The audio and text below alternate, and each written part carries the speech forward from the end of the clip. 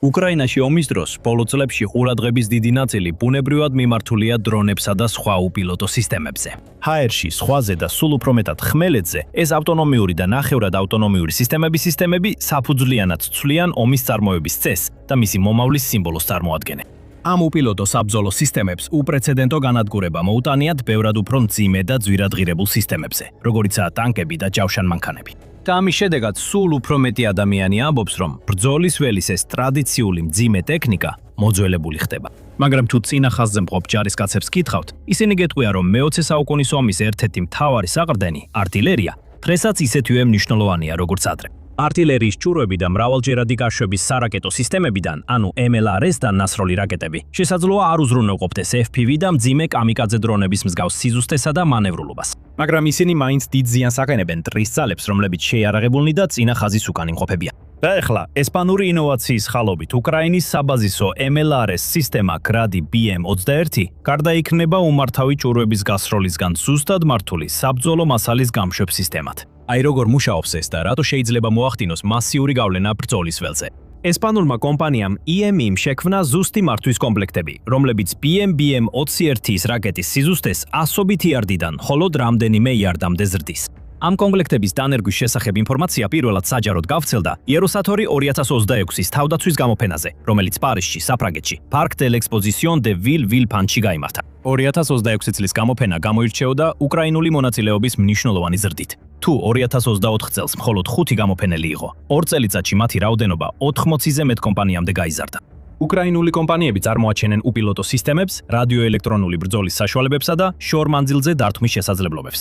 მაგალითად, Firepoint-მა წარადგინა თავისი Freas ანტისარაკეტო პროგრამა, ახალი შორ-მანძილზე მოქმედი შეიარაღება, ხოლო Thermo პროექტს უკრაინმა სამხედრო მანქანებისთვის მობილური კლიმატ-კონტროლის სისტემები აჩვენა. მაგრამ გამოფენაზე წარმოდგენილი არ იყო მხოლოდ უპილოტო სისტემებისა და სხვა ულტრამაღალ ტექნოლოგიური სისტემების ახალი შესაძლებლობები. მრავალჯერადი სარაკეტო სისტემების ინოვაციებიც ერთ-ერთი მთავარი თემა იყო.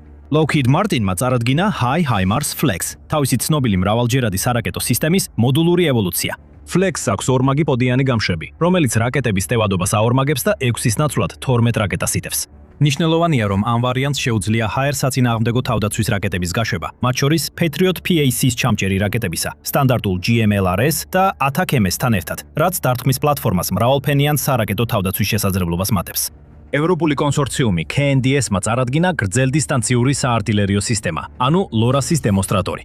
ის იყენებს ახალ 145 მმ-იან 58 კალიბრის ქვემეხს, რათა ზუსტი საბრძოლო მასალით 50-62 მილის მანძილზე მიაღწიოს, რაც ტრადიციულ ჰაუბიცებსა და MLRS შორის არსებულ ხიდს ქმნის. ასევე წარადგინეს გლობალური მობილური საარტილერიო სარაკეტო სისტემის, ანუ GMARS-ის ახალი ვარიანტები, რომელიც Rheinmetall-სა და Lockheed Martin-ს შორის თანამშრომლობის შედეგია. თუმცა ისინი გარკვეულწილად დაჩრდილა HIMARS FLEX-ის განცხადება. ყველა ეს სისტემა სავარაუდოდ დროთა განმავლობაში უკრაინის შეიარაღებულ ძალებში მოხდება. მაგრამ ამავდროულად კიდევ ერთი მრავალჯერადი სარაკეტო სისტემის ინოვაცია, რომელიც ექსპოზე წარადგინეს, სავარაუდოდ ბევრად უფრო სწრაფად მოახდენს გავლენას. სინამდვილეში ალბათ უკვე ახდენს კიდეც. EMI-ის მიხედვით, რაც ნიშნავს Escrivano Mechanical and Engineering-ს, 2023 წლიდან უკრაინაში უკვე მიწოდებულია მისი BM-21-ის რაკეტებისთვის განკუთვნილი 11,000-ზე მეტი მართვის კომპლექტი და 10,000-ობით კიდევ იგეგმება მიწოდება. რატომ შეიძლება ეს იყოს თამაშის წესების შემცვლელი მცვლელი? მოკლედ რომ ვთქვათ, ეს კომპლექტები მნიშვნელოვნად ზრდის რაკეტების სიზუსტეს. კომპანიის თქმით, ის უკრაინისთვის ორი ტიპის მართვის კომპლექტს აწარმოებს. პირველი იყენებს სატელიტებს, ანუ GNSS და ინერციულ, ანუ INS ნავიგაციას. ეს კომპლექტები ამცირებს BM-21-ის ჭურვების წრიულ სავარაუდოდ სტომილებას, საწყისი 200-დან 500 მეტრის ნაცვლად დაახლოებით 15 მეტრამდე. ეს უზარმაზარი განსხვავებაა, მაგრამ კიდევ უფრო უკეთესია. უკრაინის მოთხოვნით, როგორც იუწყებიან, ასევე შეიქმნა ლაზერული მართვის ვარიანტი, რომელიც უზრუნველყოფს 10 ფუტზე ნაკლებ სიზუსტეს, თუნდაც აქტიური ელექტრონული ბრძოლისა და ჩახშობის პირობებში. 2026 წლის პირველი კვარტლისთვის, როგორც იუწყებიან, ამ კონფიგურაციით 1000 კომპლექტი უკვე მიწოდებული იყო. ლაზერული ვარიანტი ოდნავ გრძელია ვიდრე GNSS INS ვერსია და მას აქვს 4 დამოუკიდებლად მართვადი წინაფრთა ორიანის ნაცვლად. მაგრამ ორივე ვარიანტი უნივერსალურია, რაც ნიშნავს, რომ ისინი თავსებადია ყველა იმ სხვადასხვა რაკეტასთან, რომელსაც გრადთან ისვრიან. ისინი, როგორც ჩანს, ასევე თავსებადია უკრაინის მიერ სისტემის ადაპტაციებსა და მოდერნიზაციებთან, რაზეც ცოტა მოგვიანებით ვისაუბრებთ. სტანდარტული რაკეტა, რომელსაც უკრაინა იყენებს თავის გრადებთან, არის არამართული M210 F-122 მმ-იანი რაკეტა, მხარი სათვავის ჯურვი, რომელიც შექმნილია ფართობზე განლაგებული სამიზნეების წინააღმდეგ მაღალი აფეთქებითი ფრაგმენტაციის ეფექტისთვის. რაკეტა მთლიანობაში დაახლოებით 145.5 ფუნტს იწონის. მათ შორის აქვს 40.54 ფუნტის საბრძოლო თავკომბალო, რომელიც დატენილია TNT-ზე დაფუძნებული ასაფეთქებელი ნივთიერებით. ნივთიერებით მაგალითად TGAF 5-ით. სისტემის პოდებიდან გაშვებისას ის აღწევს სიჩქარეს საცხის სიჩქარეს დაახლოებით 2264 ფუტი წამში, რაც უზრუნველყოფს მაქსიმალურ სიშორეს დაახლოებით 12.5 მილის ფარგლებში. ეს განსაკუთრებით საშიში საბრძოლო მასალაა. M210F ტიპის საბრძოლო თავაკის შიდა ნაჭდევები აფეთქებისას წარმოქმნის დაახლოებით სამოებით 3950 ნამსხვრევს, რომელთა წონა 9 გრამს ან მეტრში ადგეს და ისინი ვრცელდება სასიკვდილო რადიუსში დაახლოებით 92-დან 131 ფუტამდე. ამიტომ ეს რაკეტები იდეალურია ფართო ზონის დაბომბვისთვის და ტერიტორიის დაბლოკისთვის. განსაკუთრებით ეფექტურია ღია სივრცეში მყოფი ქვეითი ძალებისა და მსუბუქი ჯავშნის გარეშე მოძრავი მანქანების წინააღმდეგ. სტანდარტული BM-21 აღჭურვილია 40 მილის გამშვებით და შეუძლია სრული მუხტის გასროლა სულ რაღაც 20 წამში, რაც თითო მანქანაზე დაახლოებით 120 რაკეტის წუთში ეფექტურ სროლის ტემპს უზრუნველყოფს. სტანდარტული ბატარეის კონფიგურაციებში, რომლებიც ხშირად მოიცავს რამდენიმე კოორდინირებულ გაშვებას, ასობით ან ათასობით ჩურვი შეიძლება მიეწოდოს კოორდინირებულ ზალპებში. თითოეული გამშვების ზალპით სამიზნე ზონებში 1300 ფუტზე მეტ დიამეტრზე ფართობის დაფარვით. ეს ზალპები საშინელი რამაა, რასაც შეიძლება შეეჯახო. ისინი იწვევს მნიშვნელოვან ფსიქოლოგიურ დეზორგანიზაციას. ტერიტორიის დაბლოკვასთან ერთად აიძულებს მტრის ძალებს შეაფარონ თავი და დიდი ხნით შეწყვიტონ მანევრები. შემომავალი რაკეტები გამოსცემს დამახასიათებელ ჭკივილის ხმას, რაც ზრდის შიშს და დეზორიენტაციას. ამძაფრებს არასასიკვდილო ეფექტებს ჯარისკაცების მორალზე და ერთიანობაზე. მაღალი აფეთქებადი ფრაგმენტაციის საბრძოლო თავების ფართო გაფანტვასთან ერთად, ეს ნიშნავს, რომ ტიპური ზალპი შეიძლება 10-დან 20 წუთამდე ჩაახშოს მტრის ქვეითი ან საარტილერიო ბატარეები უსაფრთხო გადაადგილების აკრძალვით და იჯულებითი გაფანტვით. ეს უნარი უზრუნველყოფს მხისიერი და მაღალი სიმკვრივის ცეცხლი გამოფიტვის წინა ხაზის პირობებში. სწორედ ის მიზეზია, რის გამოც გრადი კვლავად წარმოადგენს სარაკეტო артილერიის საყრდენს, როგორც უკრაინული, ისე რუსული მხარისთვის, მიუხედავად დრონებისა და კონტრბატარეის რადარების გავრცელებისა. მაგრამ არსებობდა რამდენიმე ხანგრძლივი პრობლემა, რომლის გადაჭერაშიც ახალი კომპლექტები ეხმარება. თავარი ნაკლი M2 ასეული 10F-ის, რომელიც ასევე ცნობილია როგორც 9M22U, არის მისი შეზღუდული სიზუსტე. ეს არამართული ბრუნვით სტაბილიზებული ჭურვები მიყვებიან ბალისტიკურ ტრაექტორიას, რომელზეც გავლენას ახდენს ისეთი ფაქტორები, როგორიცაა ქარი და გაშვების კუთხე, რის შედეგადაც წარმოიქმნება მნიშვნელოვანი გაფანტვა, რომელიც მანძილის ზრდასთან ერთად იზრდება. ისინი ასევე გარკვეულწილად შეზღუდულია სიშორით, მაგრამ ეს შეზღუდვა შემცირდა ახალი გაზრდილი სიშორის რაკეტების გამოყენებით, როგორიცაა 9M521 და 9M522, რომლებიც მნიშვნელოვნად ზრდიან სისტემის მოქმედების არეს. ამ რაკეტებს გააჩნიათ გაუმჯობესებული აეროდინამიკა და სათვავი, რაც ზრდის ეფექტურ სიშორეს 18-დან 28 მილამდე. ეს საშუალებას აძლევს გრადს უფრო ღრმად დაარტყას მტრის ხაზებს მიღმა, იმავდროულად დარჩეს მტრის საპასუხო ცეცხლის მიღმა. უკრაინამ ასევე ფართოდ გამოიყენა სპეციალიზებული ჭურვები BM-21-ისთვის. მაგალითად, 9M519 არის რადიოელექტრონული ჩახშობის რაკეტა, რომელიც შექმნილია მტრის კომუნიკაციების დასარღვევად. 9M42 და 9M53 არის განათების და სამიზნის მონიშნის რაკეტები, რომლებიც გამოიყენება ბრძოლის ველის ღამით გასანათებლად ან სხვა საარტილერიო დანაყოფებისთვის სამიზნეების აღსანიშნავად. BM-21-ის ოჯახში ასევე შედის თერმობარული 122 მმ-იანი რაკეტები, რომლებიც ქმნიან ძლიერ ზეწოლის ტალღებს და განსაკუთრებით ეფექტურია სანგრებში და გამაგრებულ ნაგებობებში მყოფი ცოცხალი ძალის წინააღმდეგ. EM-ის კომპლექტები გავრცელებული ინფორმაციით თავსებადია ყველა იმ 122 მმ-იან საბრძოლო მასალასთან, რომელსაც უკრაინა იყენებს თავის გრადებთან. ეს ნიშნავს, რომ ყველა ეს რაკეტა ახლა ბევრად უფრო ზუსტია. კომპლექტები ასევე თავსებადია ერთმა გამშვებ მილებთან და აქვთ კიდევ ერთი თვისება, რომელიც შესაძლოა გრძელვადიან პერსპექტივაში გადამწყვეტი აღმოჩნდეს. ისინი სრულიად არ ექვემდებარებიან ITAR-ის შეზღუდვებს. ITAR, რომელიც International Traffic in Arms Regulations-ის აბრევიატურაა, არის ASHS-ის მთავრობის რეგულაციების ნაკრები, რომელიც არეგულირებს ASHS-ის თავდაცვასთან დაკავშირებული პროდუქციის, მომსახურებისა და ტექნიკური მონაცემების ექსპორტს, იმპორტს და დროებით გადაცემას. მისი მთავარი მიზანია ASHS-ის ეროვნული უსაფრთხოების დაცვა და საგარეო პოლიტიკის ხელშეწყობა, რათა მგრძნობიარე სამხედრო ტექნოლოგია არ მოხდეს მოწინააღმდეგეებთან. ITAR-ით რეგულირებულ ნივთებს ხშირად ახლავს მკაცრი საბოლოო მომხმარებლის შეთანხმები, რომლებიც ზღუდავს სად და როგორ შეიძლება იარაღის გამოყენება. ისინი ასევე შეიძლება დაექვემდებარონ ლიცენზიის გაცემის დაგვიანებას და შესაძლოა ემბარგოსაც კი. IT-რისგან თავისუფალი სისტემის მთავარი უპირატესობა ის არის, რომ მას არ ჭირდება აშერეშორების სახელმწიფო დეპარტამენტის ნებართვა აღჭურვილობის გამოყენებისთვის, მოდიფიკაციის ან გადაციისთვის, ან გადაცემისთვის. აშშ-ს არ შეუძლია ვეტო დაადოს IT-რისგან თავისუფალი სისტემების განლაგებას ან ხელახლა ექსპორტს მესამე მხარეებზე, მაგალითად მათი უკრაინაში გაგზავნას. ამიტომ წარმოება და ტექნიკური მომსახურება შეიძლება გაგრძელდეს, თუნდაც აშშ-ის პოლიტიკური პრიორიტეტები შეიცვალოს. უკრაინა უკვე არაერთხელ მოხვდა ამ ცვალებადი აშშ-ის პრიორიტეტების გავლენის ქვეშ ომის განმავლობაში. ის ფაქტი, რომ EME-ის კომპლექტები IT-რისგან თავისუფალია, ნიშნავს, რომ ისინი არ დაექვემდებარებიან აშშ-ის პოლიტიკურ ახირებებს, ან აშშ-ის სამხედრო ძალების ცვალებად მარაგის საჭიროებებს. ისინი მოძველებულ, არაზუსტებულ, არაზუსტ ფართობის დაფარვისთვის განკუთვნილ იარაღს ზუსტად მართვად რაკეტად აქცევენ, ზუსტად ისე, როგორც HIMARS-ი. და ეს მას ახალ სიცოცხლეს წენს. ამ დრომდე უკრაინის გრადი და სხვა მოდიფიცირებული საბჭოთა ეპოქის MLRS სისტემები განსხვავებულ როლს ასრულებდნენ ვიდრე აშშ-ში დამზადებული HIMARS-ი და M230 MLRS სისტემები. ერთი მხრივ BM-20 ერთი გრადი ძირითადად უკრაინის მაღალი მოცულობის, მოკლე მანძილის артილერიის მთავარ ძალას წარმოადგენდა. მეორე მხრივ დასავლეთიდან მოწოდებული HIMARS-ი და M230 MLRS უფრო ხშირად გამოიყენებოდა სიზუსტისა და ღრმა დარტყმის როლებში. ეს იმიტომ, რომ მიუხედავად იმისა, რომ გრადი ფრონტის ხაზის სანგრებისთვის უპირატესად ფართობის დაფარვის ცეცხლის ძალას უზრუნველყოფს, მას აქამდე აკოდა მანძილი, სიზუსტე და გადარჩენის უნარი, რაც ნატოს ანალოგებს აქვთ.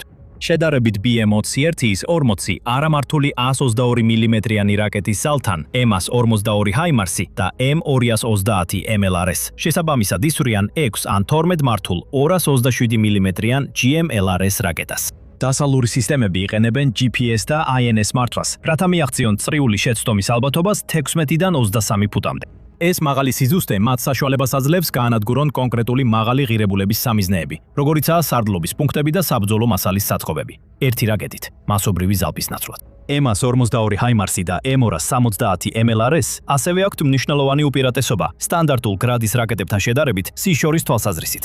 გრადის რაკეტების 12.4-დან 28 მილამდე სიშორესთან შედარებით სტანდარტული HIMARS-ი და M270 სისტემები, რომლებიც GMLRS რაკეტებს ისვრიან, 50-დან 56 მილამდე აღწევენ. როდესაც ისინი აღჭურვილია ATACMS-ის 610 მმ-იანი ტაქტიკური რაკეტებით, შეუძლიათ მიზნების დაზიანება 186 მილამდე მანძილზე. ეს უკრაინულ ძალებს საშუალებას აძლევს დაარტყან რუსულ ლოგისტიკურ და სარდლობის პუნქტებს ფრონტის ხაზის მიღმა, რაც გრადს ძირეულად არ გააჩნია. ახალი ესპანური დამიზნების კომპლექტები BM-21-ის რაკეტების მოქმედების რადიუსს პირდაპირ არ ზრდის, მაგრამ ისინი რამდენიმე რიგითობით უფრო ზუსტს ხდის მათ. ეს ნიშნავს მაღალი სიზუსტის დარტყმებს ფრონტის ხაზის პოზიციებზე, რაც ადრე მხოლოდ დრონებით იყო შესაძლებელი, რომლებიც როგორც წესი უფრო მცირე საბრძოლო ქობინებს ატარებენ და შესაბამისად ნაკლებად ეფექტურია გამაგრებულ პოზიციებზე. ეს განსაკუთრებით მნიშვნელოვანია უკრაინისთვის ორი მთავარი მიზეზის გამო. პირველი ისა, რომ განსხვავებით GMLRS-ის ან ATACMS-ის რაკეტებისგან, უკრაინა გრადის რაკეტების მიწოდებაში არ არის დამოკიდებული აშშ-ზე ან სხვა პარტნიორებზე. მან მიიღო უზარმაზარი მარაგები, როდესაც დამოუკიდებლობა მოიპოვა საბჭოთა კავშირისგან და აგრძელებს მათ წარმოებას საკუთარ ქვეყანაში, ვეღანაში.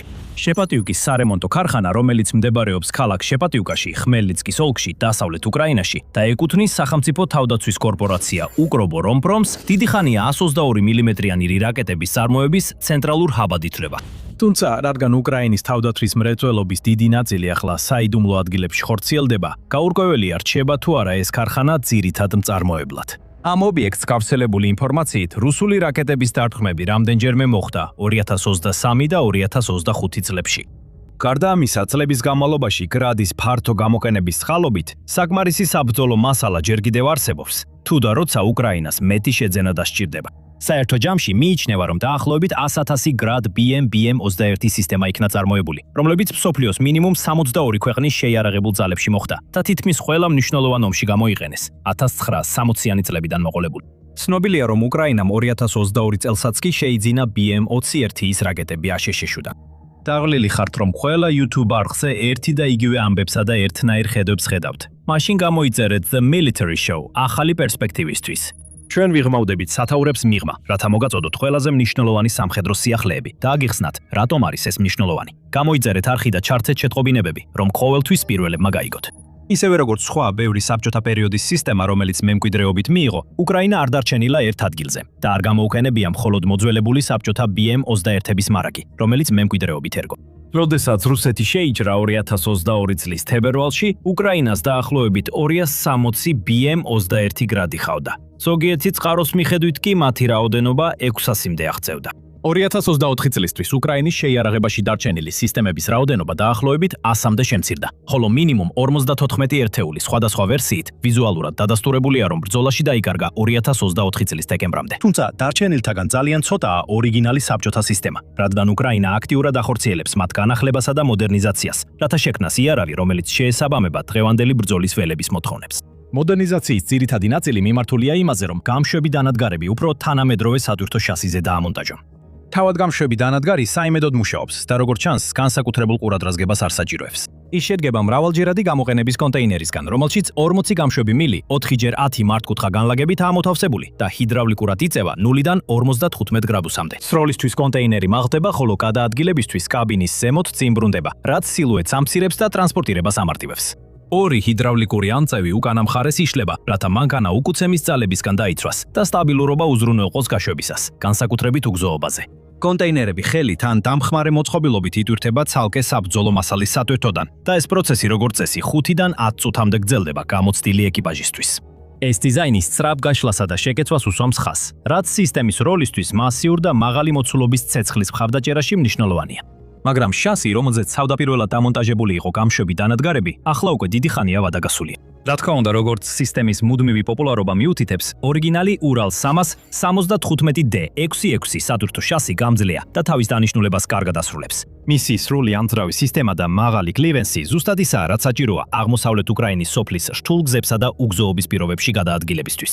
თუმცა Ural 375D-ის 180 ცხენის ძალიანი ძღავა ნიშნავს, რომ მისი სიჩქარე გზატკეცილზე დაახლოებით 46.6 მილის თით არის შეზღუდული, რაც ზრდის მის დაუცველობას საჰაერო საფრთხეების მიმართ. ეს განსაკუთრებით პრობლემურია დრონების ეპოქაში, რადგან ძღოლისა და ეკიპაჟის წინა კაბინა დაუცველია, რაც ხაზს უსვამს გრადის პრიორიტეტს სიმარტივესა და სწრაფ განლაგებაზე, ვიდრე დაცულ ოპერაციებს. მაგრამ უკრაინისთვის Ural 375D-თან დაკავშირებით კიდევ უფრო დიდი პრობლემა არსებობს. შასი და სათადარიგო ნაწილები რუსეთში მზადდება. რისგან მიწოდებაზე დაყრდნობა ცხადია სრულიად არარეალურია. ამიტომ 2000-იანი წლების დასაწყისიდანვე უკრაინა აქტიურად ამონტაჟებს თავის გრადის გამშვებ სისტემებს განახლებულ სატვირთო შასიზე. კერძოდ, უკრაინული წარმოების KRAZ 260 და მისი თანამედროვე მემკვიდრეები, როგორიცაა KRAZ 6322. უკრაინული შასის გამოყენების უპირატესობები მხოლოდ სათადარიგო ნაწილების შეძენას არ შემოიფარგლება. ჯერ ერთი ის ბევრად უფრო ძლიერია. KRAZ 260 აღჭურვილია IAMS 238 ილი 159 V8 დიზელის ძრავით, რომელიც 300 ცხენის ძალას გამოიმუშავებს. მაშინოცა Ural 375D-ის ZIL 375 7 ლიტრიანი V8 ბენზინის ძრავი მხოლოდ 180 ცხენის ძალას იძლევა. დიზელის ძრავი ასევე მნიშვნელოვნად უკეთეს საწვავის ეკონომიას უზრუნველყოფს, რაც სატვირთო სავალი დიაპაზონს ორჯერ ზრდის და დაახლოებით 620 მილამდე აღწევს.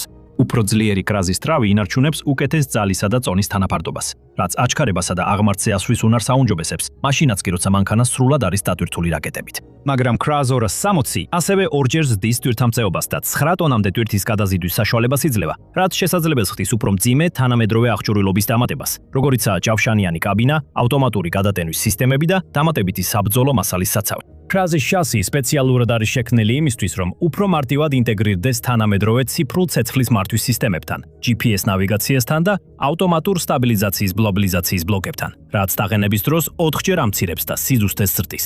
აი რატომ? 2000-იანი წლების დასაწყისიდან უკრაინა აქტიურად ავითარებს გრადის ახალ ვარიანტებს, KRAZ-ის შასიზე დაფუძნებით. მათ შორისაა BM-21K, რომელიც აღჭურვილია მოდიფიცირებული ორმაგი კაბინის KRAZ 260-ის შასით და გაუმჯობესებული ცეცხლის მართვის სისტემით. Bastion 1 და Bastion 2 ასევე მოდერნიზაციებია KRAZ 460-ის შასიზე, სადაც მეორე ვერსიას დამატებითი 40 რაკეტის შესანახი ადგილი აქვს. ასევე არსებობს ვერბა, რომელიც მოდერნიზებულია მოდიფიცირებულ ორმაგი კაბინის KRAZ 6322-ის შასიზე და აღჭურვილია ციფრული ცეცხლის მართვის სისტემით.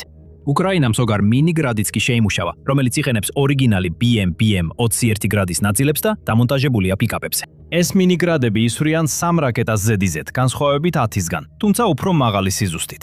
უკრაინელი სამხედრო ანალიტიკოსის ალექსანდრ მუსიენკოს თქმით, მინი გრადების გამოყენებას 3 უპირატესობა აქვს. მათი დამატებითი მობილურობა მათ სწრაფად გადაადგილების საშუალებას აძლევს. ერთეულებს, რომლებსაც ეს აქვთ, შეუძლიათ მიზანზე ცეცხლის გახსნა артиллерიის სხვაგან გამოძახების გარეშე და ისინი დამატებით ცეცხლის ძალას აძლევენ, სუბუქად შეიარაღებულ ქვეით ნაწილებს. მაგრამ უკრაინული გრადის ინოვაციები ამით ნამდვილად ამთავრდება. 2026 წლის მაისში 50 საარტილერიო ბრიგადამ წარადგინა მოდერნიზებული PM-21-ის ვარიანტები, სრულიად ახალი დრონების საწინააღმდეგო დაცვით. გრადის განახლებული სისტემების ყველაზე თვალსაჩინო მახასიათებელია დამატებითი მასშტაბური ჯავშანი. გამშვები მილის კონსტრუქციას მიემატა მყარი გისოსისგან დამზადებული ბადე, რომელიც სროლის მიმართულებით არის გადაჭიმული, რაც ამ ტიპის იარაღის სისტემისთვის დამახასიათებელი თვისებაა. ასევე მანქანის კაბინის წიმის წინ მდებარეობს რთული ბადისებრი კონსტრუქცია, რომელიც ძალიან გავს მსგავს დიზაინს, რაც უკრაინულ ტანკებსა და ჯავშან მანქანებზე გვხვდება. ეს კონსტრუქცია საჭიროების შემთხვევაში შეიძლება აიწიოს ან ჩამოიწიოს და ამარტივებს ძრავზე წდომას ტექნიკური მომსახურებისა თუ შეკეთებისთვის. როდესაც იგი აწეულია, თითქმის უეჭველია, რომ გზის წინ უკეთეს ხილვადობას უზრუნველყოფს. კაბინის ზედა ნაწილზე დამონტაჟებულია გუმბათის ფორმის ელექტრონული ბრძოლის აღჭურვილობა, რაც აუცილებელია თანამედროვე დრონებით გადავსებულ საბრძოლო ველებზე. კარებზე დამონტაჟებულია გამაგრებული გისოსები, რომლებიც ეკიპაჟის გადარჩენის შანსს ვდის კამიკაძე დრონების წინააღმდეგ. ასე რომ უკრაინის ყველა გრადის ვარიანტის გადიანტის გადარჩენადობა მნიშვნელოვნად გაიზარდა. და ახლა IMN-ის მართვის კომპლექტების დანერგვის ხალობით მათი რაკეტების სიზუსტით თითქმის იმავე დონეზეა, როგორც HIMARS და M270. ეს უკრაინას ახალ უპირატესობას აძლევს ბრძოლის ველზე. მისი გრადის ვარიანტები აღარ არის მხოლოდ ტერიტორიის ტერორით გაჯერებისთვის გამოსაყენებელი. ეხლა მათ შეუძლიათ რამდენიმე წამში 40 ზუსტი დარტყმა მიაყენონ და ეს ბევრად ნაკლები ღირს, ვიდრე HIMARS-ის რაკეტების გაშვება. GMLRS-ის რაკეტები თითო დაახლოებით 150,000-დან 200,000 დოლარამდე ღირს და დამოკიდებულია დასავლურ მომარაგების ჯაჭვებზე, რაც მათ იშვიათ რესურსად აქცევს, რომელიც მხოლოდ მაღალი პრიორიტეტის სამიზნეებისთვის ინახება. ATACMS-ის რაკეტები ერთეულზე 1 მილიონიდან 1,7 მილიონ დოლარამდე ღირს, ვერსიის მიხედვით.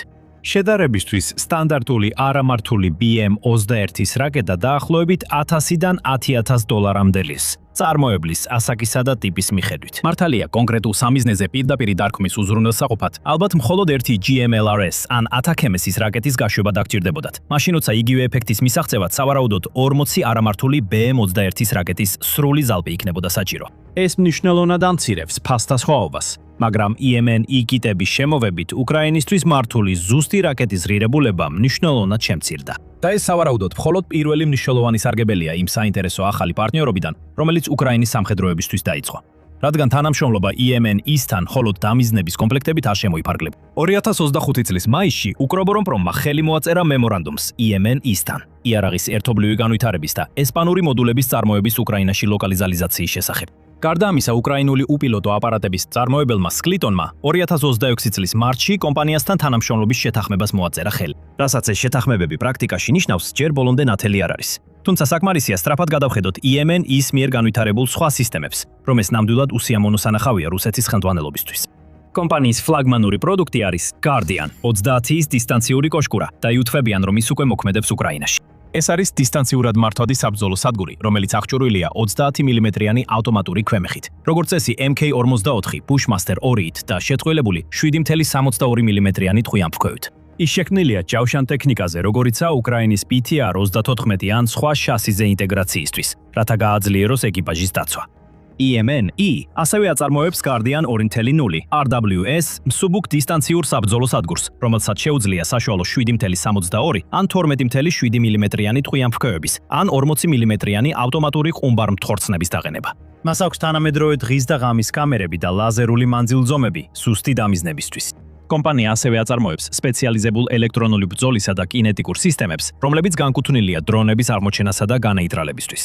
მათ შორისაა დრონების აღმოჩენის რადარები და რადიოელექტრონული ჩახშობის სისტემები, რომლებიც შეიძლება ინტეგრირდეს მათი კოშკურებში ან განთავსდეს როგორც ცალკე მდგომი სტატიკური ან მობილური ერთეულები წინა ხასაზის ბაზების დასაცავად. IMN-ი ასევე უზრუნველყოფს თანამედროვე ვირტუალურ სასწავლო სიმულატორებს ჯავშან ტექნიკის ეკიპაჟებისა და საარტილერიო ოპერატორებისთვის, რაც საშუალებას აძლევს ხარჯთეფექტურ სწავლებას რეალური საბრძოლო მასალის ხარჯვის გარეშე.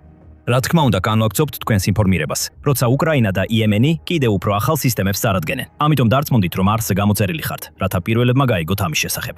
ამასობაში ნახეთ ეს ვიდეო იმის შესახებ, თუ როგორ აშენებს უკრაინა რობოტების არმიას. მადლობა ყურებისთვის.